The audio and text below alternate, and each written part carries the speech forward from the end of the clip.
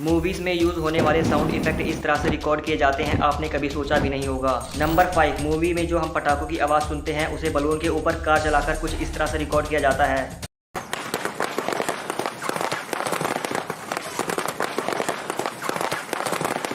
Number 4, movie में जब कोई बम फटने का सीन होता है तो उसे कुछ ऐसे रिकॉर्ड करते हैं।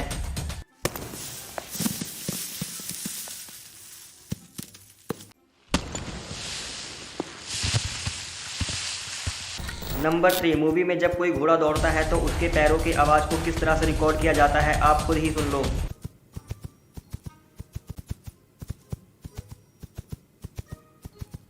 नंबर 2, मूवी में जो बारिश होती है उसके साउंड को पॉलीथीन की मदद से ऐसे रिकॉर्ड किया जाता है।